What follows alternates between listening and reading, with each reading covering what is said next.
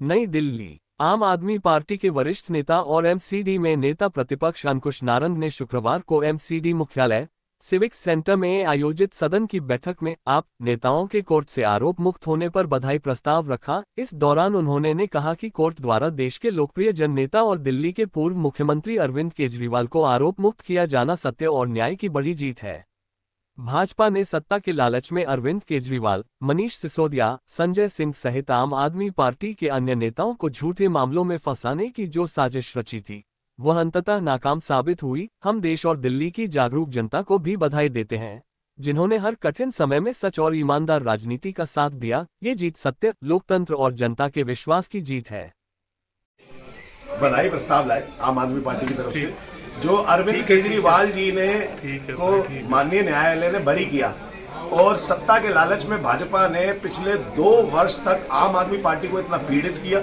आम आदमी पार्टी के नेताओं को यानी कि मनीष सिसोदिया को करीबन 1 साल 1.5 साल जेल में रखा, संजय सिंह जी को 6 महीने में रखा, अरविंद केजरीवाल जी को करीबन 4 महीने जेल के अंदर रखा और आखिरी में न्यायालय ने तय कर दिया कि ये तो केस ही खारिज करना चाहिए और ये तो केस ही नहीं बनता और उनको बरी कर दिया। तो उसके लिए बधाई प्रस्ताव लाए।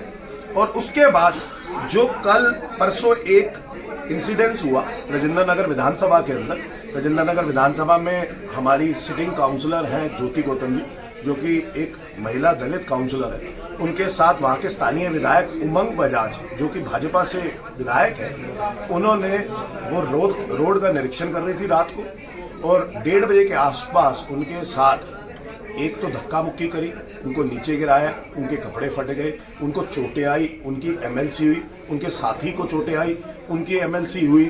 और उसके बाद भी पुलिस का प्रशासन का कोई तफ्तीश ना करना, क्योंकि वो भाजपा के विधायक हैं, क्योंकि प्रशासन उनके हाथ में है। और दलित महिला को एक तो महिला के साथ उत्पीड़न किया, साथ में दलित विरोधी शब्द भी बोले गए, उनको जाति विरोधक शब्द बोले गए।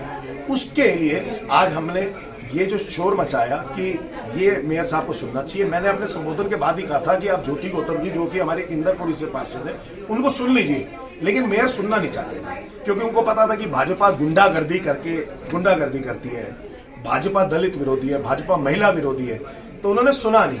इस वजह से हमें मजबूरन वेल के अंदर जाना पड़ा और शोर मचाना पड़ा अपनी बात को।